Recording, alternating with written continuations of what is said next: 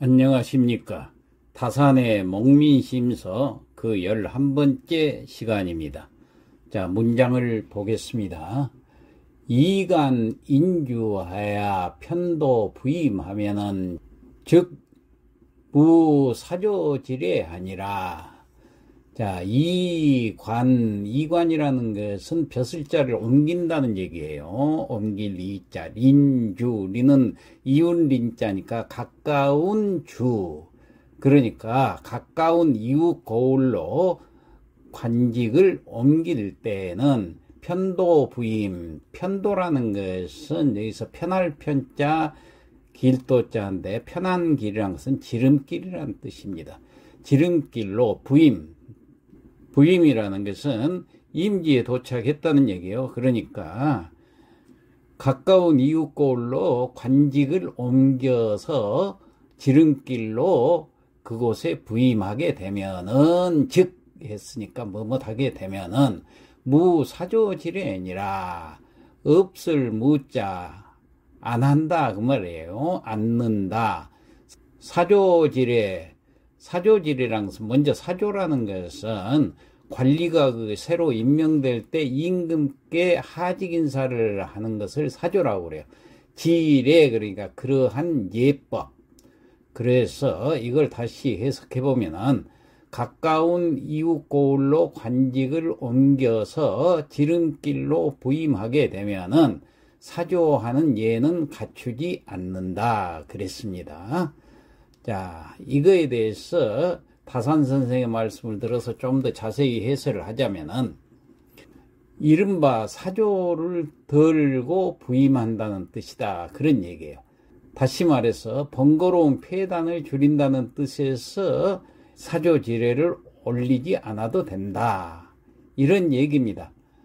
그러니까 날마다 살피어 지방관의 직능을 부여해 준다는 그 옛 뜻에는 어긋나지만은 여기서 그 옛 뜻은 원칙적으로 사조위에를 올려야 한다는 그 뜻에는 어긋나긴 하지만은 이 사조질에 올리는 이 번거로운 폐단을 줄인다는 의미에서 이것이 허락되었다 그런 뜻입니다.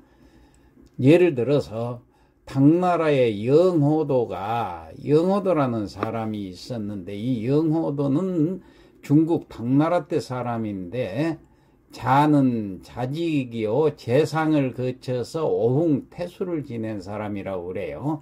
이 영호도가 일찍이 옛 친구를 이웃 지방의 자사로 옮겨 발령을 해서 편도로 부임케 했더니 임금이 그 진사하는 표문을 보고, 표문이라는 것은 임금께 올리는 글을 말합니다.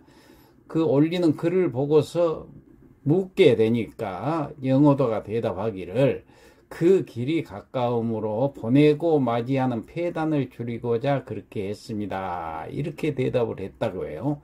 아마 이런 관례에 따라서 조선시대에도 그렇게 했던 것 같습니다. 자, 그 다음 이제 제4장 개행편으로 들어가겠습니다. 개행이라는 것은 10개자 단일행자인데 부임의 행차를 가리켜서 개행이라고 그렇습니다. 자, 임기로 부임하는 그 행차기를 가리켜서 개행이라고 그러는데 문장을 보겠습니다. 개행제로 하야 역유 장화 간묵하니 사 불능 언자니라. 자, 개행 부임하는 길이라고 그랬죠. 제로 그 길을 가고 있는 중에는 그런 뜻입니다. 부임하기 위해서 부임길로 이렇게 가고 있을 때 역시 또한 다만 오직 그 말이죠. 장화 간묵이라. 장이라는 것은 엄할 장자 엄하고 화는 온화하고 간은 간결하고 묵은 묵묵할 묵자니까 과묵하기를 사 뭐뭇같이 불능 언자 아니라 불능 할 수 없다 언자 말을 할 수 없는 사람과 같이 하라 그런 얘기요. 그러니까 부임하는 길에 있어서는 엄한 모습으로 또한 온화한 모습으로 그리고 간결하고 말도 과묵하게 해서 마치 말을 못하는 사람처럼 처신을 무겁게 해야 한다, 이런 뜻입니다. 자, 이 문장을 다산 선생의 말씀을 들어서 해설을 좀 해보자면은, 이 부임길에도 반드시 아침 일찍 출발하고 저녁에는 반드시 일찍 쉬도록 해야 하고, 말에 오르면은 먼 동이 트고 말에서 내리면은 아직 해가 남아있도록 하는 것이 좋다 그랬습니다. 또 여행 도중에 아전이 비록 예절을 지키지 않은 자가 있더라도 질책하지 말고 말 못하는 사람처럼 묵묵히 있는 것이 좋다, 이렇게 얘기를 했습니다. 시경에 말하기를 그대 싸움터로 나가는데 소문은 있으나 떠드는 소리는 없구나 라는 대목이 있습니다. 바로 이 군자가 행해야 할 일입니다. 그래서 군자의 행차는 엄숙하기가 이렇게 해야 된다, 그런 얘기입니다. 우리나라의 풍속은 떠드는 것을 좋아해서 여러 마부들이 수령을 둘러싸고 잡소리를 마구 외치니 백성들이 바라볼 때 엄숙하고 위엄있고 무게가 있어 보이는 기상이 전혀 없다고 그랬습니다. 엄격하고 생각이 깊은 사람이라면 누구나 반드시 이런 소리를 좋아하지 않을 것이다, 다산 선생은 그렇게 얘기를 하고 있어요. 그래서 목민관이 된 자는 비록 말 위에 있을지라도 마땅히 지혜를 짜내고 정신을 집중해서 어떻게 하면 백성을 편안하게 하는 정치를 할 수 있을까, 이것만을 생각을 해야 한다 그랬습니다. 만약 온통 들떠 있다면 어찌 침착하고 자세한 생각을 할 수 있겠는가. 자, 이렇게 다산 선생은 얘기를 하고 있습니다. 자, 다음 문장을 보겠습니다. 도로 소유하야 기유 귀하면 사 정추 우자하야 의유 정노하니 이파 사계 지설이라. 자, 도로 소유, 도로는 길이라는 얘기죠. 소유라는 것은 경유해서 가는 길이에요. 길을 쭉 가는데 기유, 기위하고 기는 그 기자, 유 있을 유자, 기위라는 것은 기는 꺼릴 기자, 휘는 싫어할 휘자, 꺼리고 싫어하는 곳이 가다 보면은 있을 유자 있겠죠. 이런 곳이 있다고 해서 사, 버릴 사자, 정은 바른 길을 말합니다. 바른 길을 버리고 추우자, 추라는 것은 달아날 추자, 우는 애돌 우자입니다. 애돌아서, 그러니까 쭉 돌아서. 그러니까 거기에 좀 꺼리는 곳이 있다고 그래서 그 꺼리는 곳을 피해가기 위해서 저쪽으로 애돌아 간다, 그런 얘기예요. 가는 것은 의유정론이 마땅히 말미암을 유자, 정노, 바른 길로 가야 된다, 그런 얘기. 마땅히 이럴 때는 바른 길로 가야지 그렇게 애돌아가서 가면은 안 된다, 그런 얘기예요. 이 파사괴 지설이라. 자, 이는 여기서는 접속사로서 뭐 해석을 안 해도 됩니다. 깨트릴 파자, 깨트려야 된다는 얘기예요. 사라는 것은 간사할 사자고 괴는 괴이할 괴자. 간사하는 건 사특하다. 그리고 괴이할 괴자니까 괴이하다. 그리고 그러니까 여기서는 아주 사특하고 괴이한 말, 그런 말을 깨트릴 파자, 깨트리도록 해야 된다, 그런 얘기입니다. 자, 다시 해석해 보면은 길을 가는데 꺼리는 곳이 있다는 그 미신이 있죠. 그 미신을 믿고 바른 길을 버리고 다른 길로 우회해서 돌아가면은 절대로 안 되고, 마땅히 바른 길로 가서 그 사특하고 괴이한 말을 깨뜨려 버려야 된다, 그런 얘기입니다. 자, 이 문장을 다산 선생의 말씀을 들어서 또 더 자세히 해설을 해보자면은, 길을 갈 때 미신으로 그 기피하고 꺼리는 곳이 있다고 해서 아전이 바른 길을 버리고 딴 길로 돌아가려고 그러는 경우가 많습니다. 옛날에는 그랬어요. 이럴 때 그러지 말고 반드시 바른 길로 가서 그 사특하고도 괴이한 미신을 아주 타파를 해버리라, 그런 얘기입니다. 자, 예를 들어서 노준이라는 사람이 전이 현령이 되었는데, 전이는 우리나라 전이라는 지방이 있죠.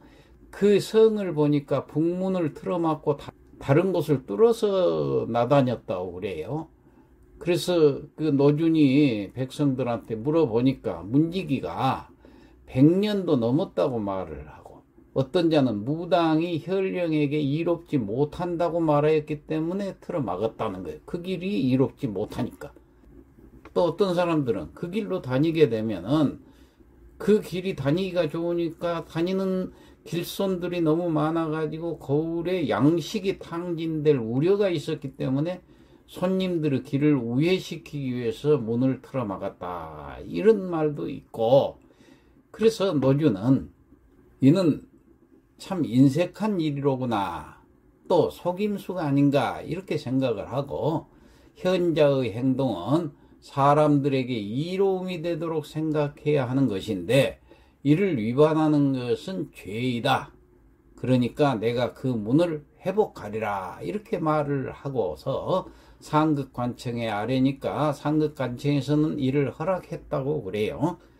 그래서 고을 사람들이 편리하게 여겨서 마을에서 기뻐서 춤을 췄다고 그럽니다. 그렇게 편리한 길을 놔두고 엉뚱한 길로 돌아가라고 그러니까 고을 사람들이 참 그동안 불편했겠죠. 그런데 이 노준이라는 현감이 와서 그걸 완전히 타파를 했어요, 그 미신을. 그래가지고 지름길로 다니도록 했다. 그러니까 마을 사람들이 좋아가지고 기뻐서 춤을 추고, 주민들은 그냥 그대로 눌러 살려고 하였고, 그러니까 이사를 가려고 했던 사람들도 여기서 이제 앞으로는 그대로 눌려 살아야 되겠다. 그리고 나그네는 또 즐거이 그 지방을 잘 드나들었다고 합니다. 또 남사에 이런 예가 또 하나가 있는데, 남사라는 것은 중국 남북조 시대의 남쪽 역사를 남사라고 그럽니다. 북쪽 역사는 북사. 그러니까 남쪽 왕조가 그 당시에 남북조 시대 송, 제, 양, 진 이 네 나라의 왕조가 흥하고 망하고 이런 우여곡절이 있었죠. 자, 170여 년의 역사 동안을 지은 남사가 있습니다. 이 남사는 누가 지었느냐면 당나라 때 이연수라는 사람이 지었는데, 본기가 10권이고 열전이 70권 합해서 87권이라고 그래요. 자, 이 남사에 보면은 하우상이라는 사람이 있었는데, 하우상은 중국 양나라 때 그 초인으로, 초나라 사람이에요. 무제 때 상주 자사가 되었고 뒤에 상서 좌복야 벼슬까지 승진을 한 사람이라고 그러는데, 여튼 이 하우상이라는 사람이 상주의 자사가 되었는데, 이 상주는 어디냐면은 중국 호남성에 있는 주 이름입니다. 자, 이 상주의 자사가 되었는데 성의 남쪽에 높은 봉우리가 있었다고 합니다. 그 사람들의 말에는 자사가 이 봉우리에 오르면은 곧 해직을 당한다 하는 그런 미신이 있었다고 그래. 이 때문에 그 산에 올라가 본 자사는 아무도 없었는데, 하우상이 이 말을 듣고 이에 그 봉우리에 대를 세워가지고 동료들을 맞이함으로써 벼슬을 가볍게 여기는 그의 뜻을 보였다고 그래요. 그러니까 다시 말해서 내가 벼슬이 파직 당해도 좋다. 그렇지만 이 좋은 봉우리에다 대를 하나 세워서 동료들하고 서로 풍류를 읊는 것이 얼마나 좋은가 해가지고 대를 세웠다고 그래요. 그러니까 이 미신을 믿지 않았다는 얘기예요. 그 다음에 또 얘가 또 있습니다. 송순효라는 이제 우리나라 사람인데, 이분은 세종 때 형조판서, 대사헌 등을 역임한 훌륭한 관리였습니다. 이 송순효가 영남의 순찰사가 되었는데, 순찰사라는 것은 관찰사라는 뜻하고 똑같습니다. 원래 정식 명칭 직함은 관찰사고, 관찰사 겸 순찰사가 이렇게 직함이 되어 있기 때문에 순찰사라고도 얘기하는데, 여튼 영남의 순찰사가 되었는데, 영해라고 그럴 것 같으면 지금 경상도 영덕군을 가리켜서 영해라고 그래요. 이 영해에 서음영이라는 고개가 있었어요. 그런데 이 고개에 대해서 소건에 이르기를, 사신이 만일 이 고개를 처음 넘으면은 반드시 흉사가 있을 것이다, 이런 미신이 있어가지고 사람들이 모두 그 고개를 피하였다고 그래요. 그랬는데 이 손순효라는 순찰사는 고개에 이르러서 고목나무 껍질을 벗기고 거기에다 시를 지어서 썼다고 그래요. 그 시 내용을 보면은 뭐라고 썼느냐 하면은, 너는 화산에 읍하여 만세를 부르고 나는 왕명을 받들어 묻 백성을 위로하네.